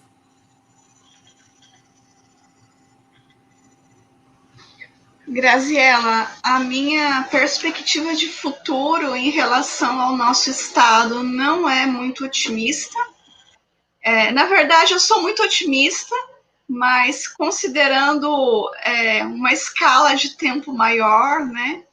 Pensando num futuro mais distante, num devir, eu sempre tenho muita esperança na humanidade, mas pensando em períodos mais curtos, como uma década, que é o que você coloca, eu vislumbro que a gente vai ter uma economia se pautando ainda mais no agronegócio, uma maior expansão do agronegócio da soja, que eu penso que no próximo censo agropecuário do IBGE, isso já vai aparecer, né? O último foi de 2017, penso que no próximo isso já vai estar muito bem territorializado pelo Estado, porque quando a gente anda, quando a gente viaja, a gente já percebe essas mudanças na paisagem. E isso que você falou, né, da uberização do trabalho, da precarização das relações trabalhistas, da fragilização das instituições democráticas, isso é um risco constante que a gente corre, e precisamos ser vigilantes, precisamos lutar, né, por todos os direitos, não abrir mão de nenhum, porque o que se perde depois é muito difícil se reconstruir, né, pode levar aí décadas, né. E vejo também que a atual fase do capitalismo considera algumas discussões bem interessantes de economia 4.0, de indústria 4.0, né, de interconexão de tecnologias da informação e da comunicação, numa agenda bem centrada no cliente. Mas eu penso que, considerando o espaço aí temporal de uma década, a gente ainda não vai ver inovações significativas no cenário de Rondônia. Talvez daqui a 2 ou 3 décadas, sim, a gente comece a perceber. Mas, enfim, né, eu não sou... não faço nenhuma previsão do futuro, né? Aliás, na história isso é muito complicado, né? Na história a gente não pode, né, pensar e nem falar nada sobre isso, não existe história contrafactual. Mas pensando, né, imaginando cenários, o cenário que eu imagino para uma década é esse, né, de crescimento do agronegócio, de crescimento da uberização, de fragilização das relações trabalhistas e das instituições democráticas. É um cenário não muito promissor, não muito interessante e não muito justo. Obrigada, Xênia, mas já esclareceu. Eu penso como a Xênia, considerando a territorialização do capital e considerando a situação política do Brasil nesse momento, eu acho que do ponto de vista socioambiental, a gente retrocedeu, né? Haja vista que nos 2 últimos anos, a fumaça foi muito maior, né? O soja está se espalhando, o frigorífico está cada vez mais sendo colocado por aqui. O pequeno produtor, como o Marcel colocou tão bem, ou melhor, o camponês ou o pequeno produtor, é uma discussão, mas enfim, ele tenta se adaptar, tenta resistir, mas não consegue. Aí ele ganha o emprego, mas perde o trabalho, né? Então, assim, eu acho que é o cenário, no mínimo, que a Xênia está colocando. Nos próximos 10 anos, nada muda, nada melhora. Acho que a gente, como eu disse para vocês, eu estou em Rondônia há bastante tempo, eu vi, assim, a ausência de políticas, como as coisas eram difíceis. Depois teve um tempo que a gente conseguiu algumas melhorias, e nos últimos anos, nos últimos 3, 4 anos, houve um retrocesso, em especial nos últimos 2, não tem mais condição. Então, do ponto de vista socioambiental, eu acho que o que houve foi um profundo retrocesso. E é muito lastimável uma situação dessas. Eu vou, como eu não gosto de falar, né, falar um pouquinho, pegando as falas das colegas e a boa pergunta, né, da professora Graziella. Eu estou aqui em Rondônia há aproximadamente 11 anos, né? E então vou tirar o intervalo de uma década, né? Quer dizer que eu acompanhei uma década aqui em Rondônia, 2010, 2020, né? Eu cheguei meados de 2009 em Rondônia.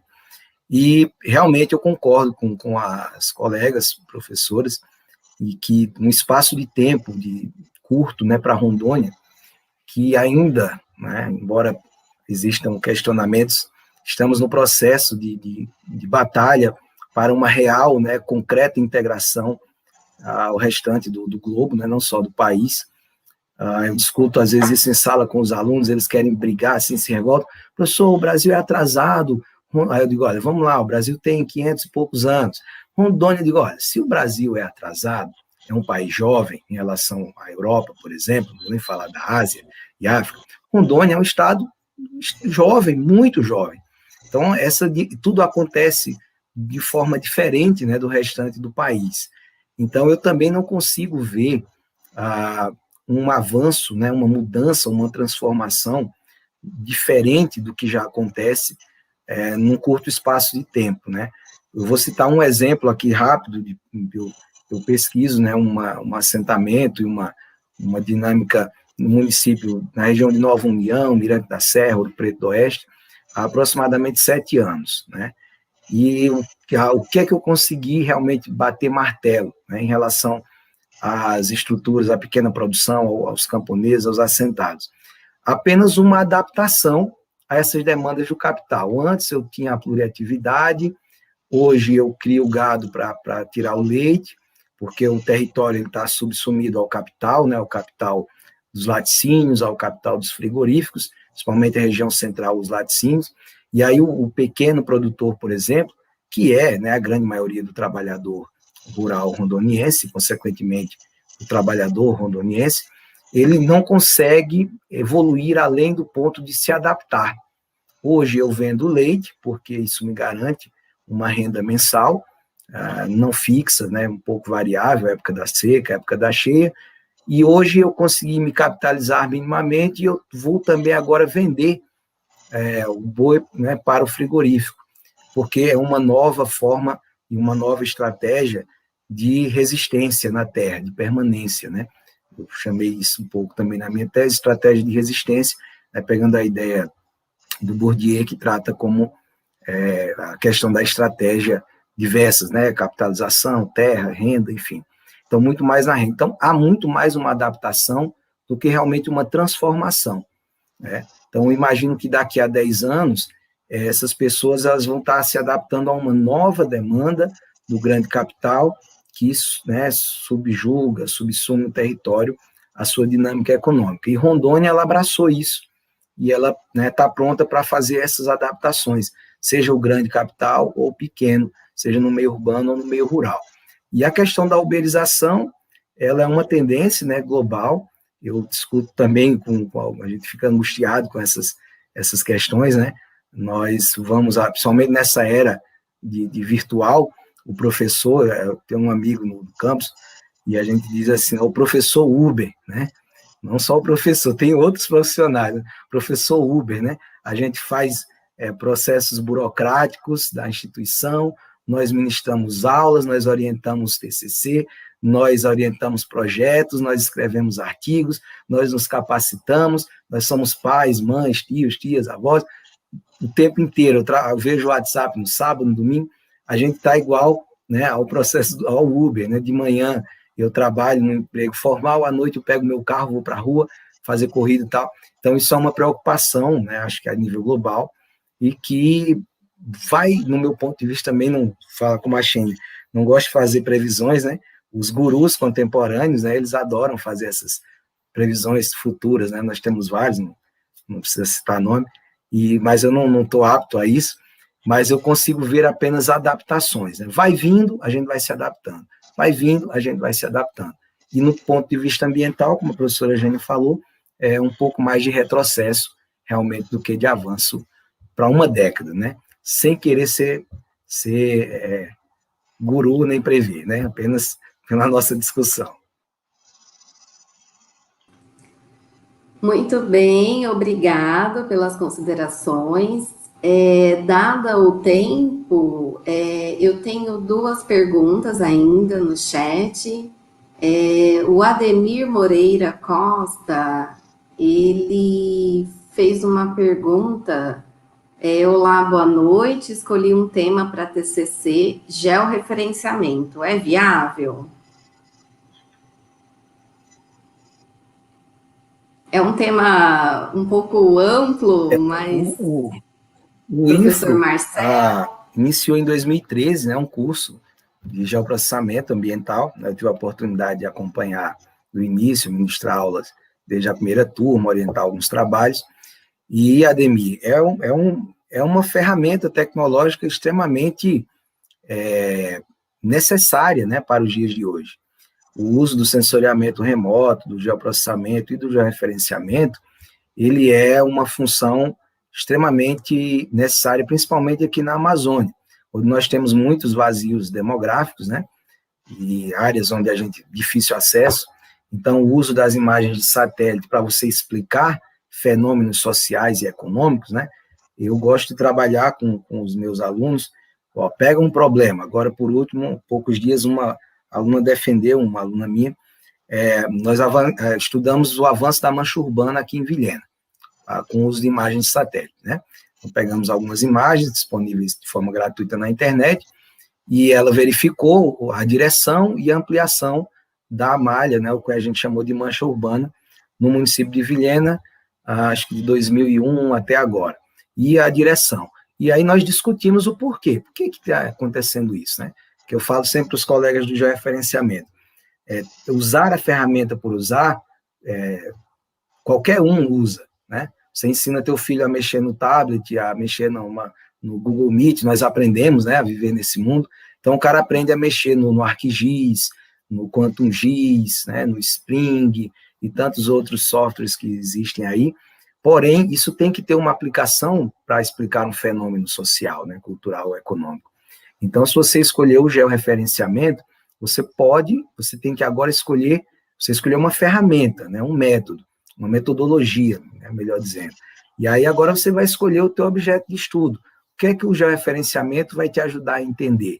É o desmatamento, são as queimadas, é a redução das pequenas propriedades ou a ampliação das grandes propriedades, são os conflitos por terra, porque o INCRA não consegue justapor de forma correta, né, suas malhas, enfim. Então, o georreferenciamento é um tema excelente, mas agora você precisa o georreferenciamento aplicado a, né? Aí você vai ter a tua resposta completa, mas foi uma boa escolha.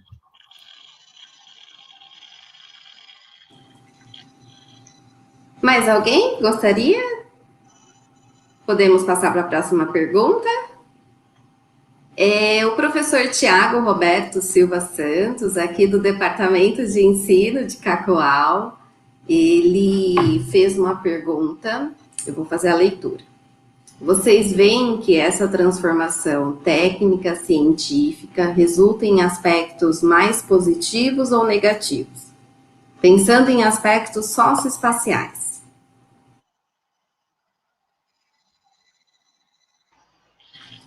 Tiago, eu percebo essa transformação técnico-científica das últimas décadas como algo mais positivo do que negativo no que se refere a aspectos socioespaciais.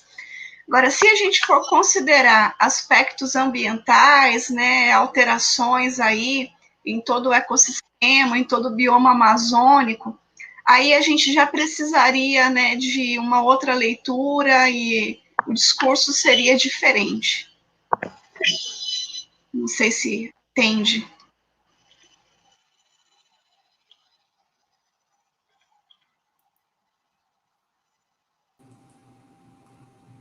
Bom, o Tiago, né, também agradecer a ele, já que ele está, como ele está né?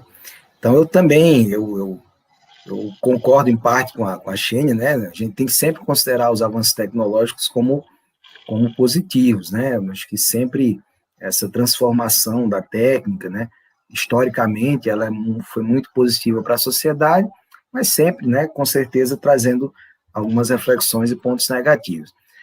Para Rondônia, né? Eu vou citar aqui para Rondônia, a gente sempre se preocupa, né? Por conta disso. Até que ponto essa tecnificação, né? Essa cientifização do espaço, ela, né? Não rebate nessa discussão que a gente fez há pouco sobre a perda de postos de trabalho, né? Se diz assim, não, existe uma realocação da mão de obra. Eu sempre tenho um pouco de pé atrás, né? Quem pode participar dessa realocação? Quem comunga dessa tecnificação? Então, ela é positiva, no ponto de vista que ela moderniza e traz melhorias, né, para a qualidade de vida, porém, ela tem esse peso tanto social, né, quanto espacial. Ela pode aumentar a segregação socioespacial, né? Quem não se tecnifica, que nem eu vi ontem numa palestra do nosso campus, alguém falou assim de forma anônima, o professor que não se adaptar às tecnologias tem que cair fora, perder o emprego, né? Colegas falando isso. Então, existe essa preocupação, até que ponto essa tecnificação ela não gera uma segregação socioespacial. Espaços que não aderem à tecnificação tendem a regredir ou se estagnarem, né, economicamente, gerando todo aquele prejuízo que a gente discute, saída do campo para a cidade, falta de emprego na cidade, favelização, e os problemas que a gente já tanto discute na geografia.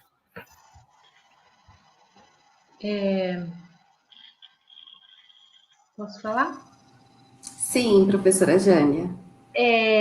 Tiago, eu penso que não é uma questão de o que é mais positivo ou negativo. Para toda e qualquer situação, acho que a gente precisa fazer uma análise do custo-benefício, né?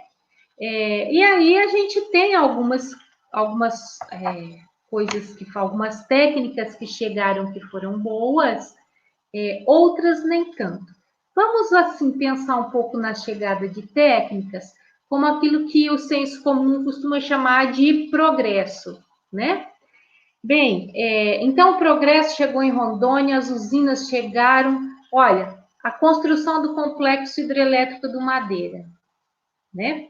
Rondônia produz muita energia, com tecnologia extremamente avançada, que é a tal da turbina a fio d'água, né? Ah, mas ela é pouco comprometedora ao ambiente, mas o que tá ficando para Rondônia? O que fica para nós? Nós estamos ficando com ônus, porque a energia não é para nós, considera-se que pagamos uma energia das mais caras, não é? E assim, todo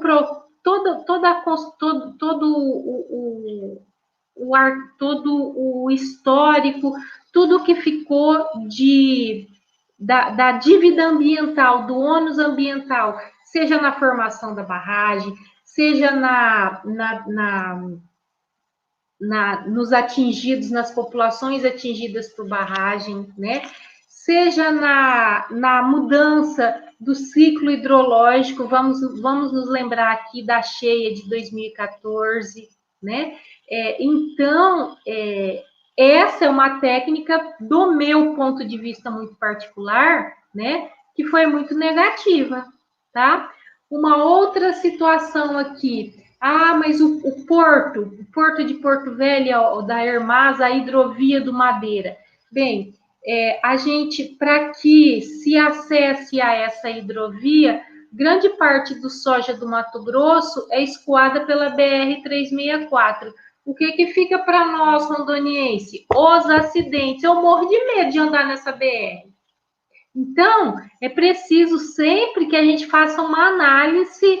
Não é que a gente não quer, ninguém é contra o progresso, ninguém é contra a evolução da técnica, né? Isso é a dinamicidade da construção do espaço sociogeográfico, do espaço que a gente vive. Isso faz parte da nossa vida, mas é preciso sim considerar o custo-benefício, qual é o bônus e qual é o ônus da chegada, da implantação de cada uma dessas técnicas, quase sempre, ou grande parte delas, representada pela territorialização do capital.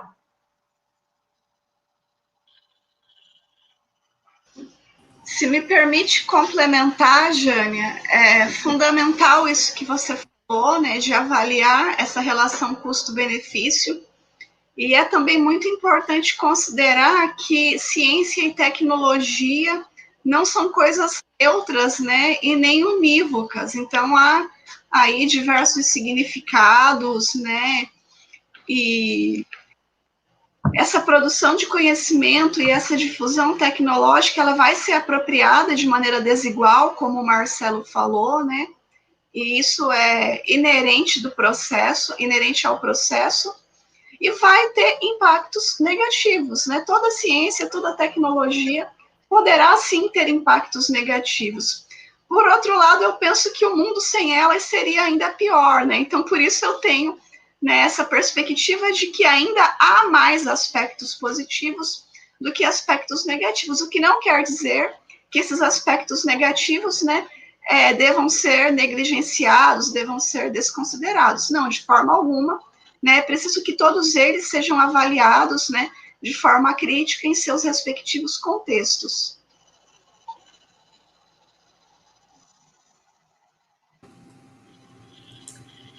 Muito bem, nossa, eu estou muito grata por absorver muito conhecimento como a geografia ela é rica e como não se esgota. A gente acha que já aprendeu tudo e não aprendeu nada. A gente está em constante evolução.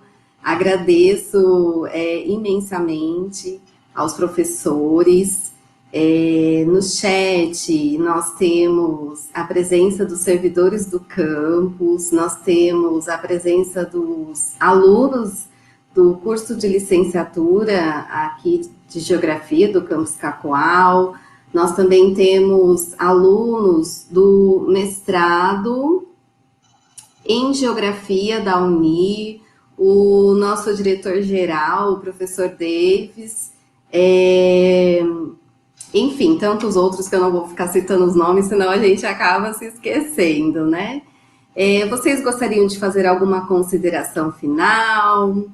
Só elogios também no chat. Foi rica, a gente vai ficar aqui a noite toda falando. Muito bom. Precisava de uma segunda mesa, de uma dobradinha.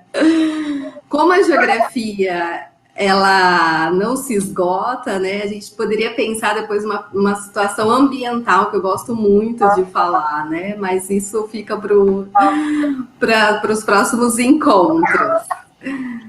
Eu gostaria muito de agradecer a você, ao Tiago, ao departamento de pesquisa, ao diretor, né, que promove esse evento tão interessante, tão rico. Infelizmente, eu não consegui acompanhar tudo, mas tenho certeza que foram reflexões maravilhosas ao longo dessa semana de ciência e tecnologia.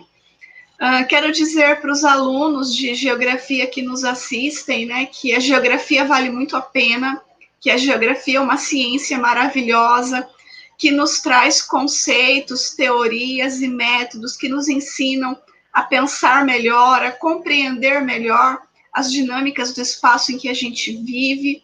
Então, assim, né, tratem a geografia com muito carinho, estudem sempre geografia, porque ela é muito eficiente em nos dar respostas e em nos ensinar a pensar.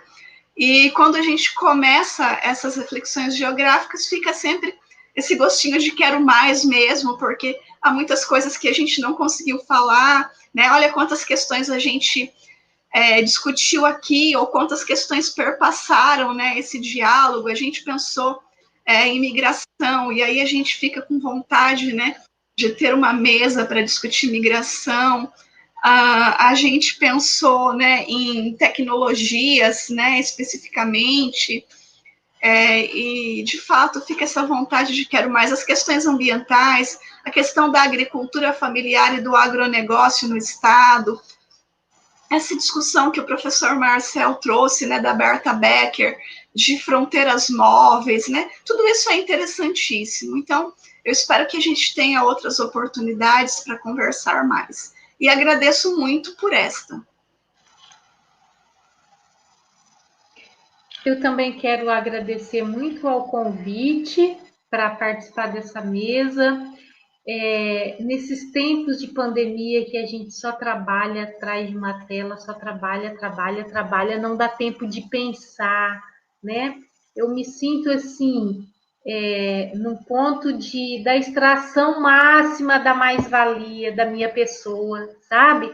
Tá doendo pra caramba isso tudo, e aí, de repente, um evento é mais uma coisa para fazer, mas que bom, um espaço que a gente possa trocar, possa ouvir o outro, né? Possa ver percepções, pistas, possibilidades de novos caminhos, de novos estudos, assim. Então, eu quero agradecer muito a coordenação pelo convite, por essa oportunidade dada a mim de participar do evento. Infelizmente, eu também não pude participar mais, embora hoje à tarde eu tivesse tempo para ir lá e ver uma mesa que já aconteceu. Estava no YouTube sobre gênero e raça e eu vi, gostei bastante. Parabéns para aquela mesa também. E aí, assim, e para os meninos, para os estudantes da geografia, como a Xênia disse, continuem, o caminho é esse. Também é com geografia que a gente pode mudar esse mundo, que a gente pode mudar esse Brasil. Então, também acaba sendo responsabilidade de vocês, enquanto futuros geógrafos brasileiros. E nós estamos aí, na luta, porque a gente não desiste nunca. É isso mesmo, professor. Bom, eu também quero agradecer, né, mais uma vez, agradecer ao professor Tiago, né, que é um cara que eu já conheço também de antes do IFRO, né, a gente já se conhece há pouco tempo, agradecer pelo convite, né, parabenizar toda a comissão organizadora, né, meu amigo Mauro, que está à frente aí do departamento de pesquisa e organizando tudo, e agradecer, né, a professora Graziella, eu não conhecia também, com a professora Jânia, a Xênia que está aí, dizer, né, dar um recadinho para os colegas da geografia que estão presentes, né, os alunos da pós-graduação lá da Uni e os alunos da graduação em Cacoal, é bem isso, a geografia é essa dinâmica, né? Eu sempre digo que a geografia ela explica o mundo em que a gente vive nas suas diversas faces, seja natural, seja política, né, social, cultural. E, assim, momentos como esse, a gente fica até feliz, né? A professora Jânia falou, a gente está tão cansado de mesas e mais mesas, e aulas, e aula que não aparece aluno, e isso e aquilo, e a gente pensa, poxa, mais um. Aí, quando a gente vê tanta gente assistindo, olhando, gostando, num debate tão bom, né? Tão leve, a gente sai daqui de alma lavada. Então, muito obrigado a todos e a todas. Eu estou à disposição, eu ia dizer no Campus Colorado, né, mas a gente está em casa, né, todo mundo em casa, mas eu estou à disposição no que a gente puder trocar ideia, contribuir, e aceito a proposta da professora Graziella. Vamos organizar em breve um encontro para a gente discutir as nuances ambientais, né, na Amazônia, no Brasil, no mundo, que vai ser um papo muito agradável. E aos futuros geógrafos, sucesso, porque vocês fizeram a escolha certa. Parabéns para vocês. Muito obrigado, gente. Sou, nossa, eternamente grata. Foi maravilhosa essa mesa, foi saudável. Eu agradeço a presença de todos.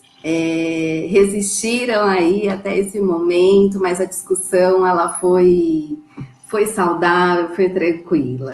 Então, não esqueçam que amanhã a gente ainda tem agenda, né? Ainda tem programação para a semana de Ciência e Tecnologia, bem como a Semana Acadêmica de Geografia. Obrigado mais uma vez e até mais. Até breve. Tchau!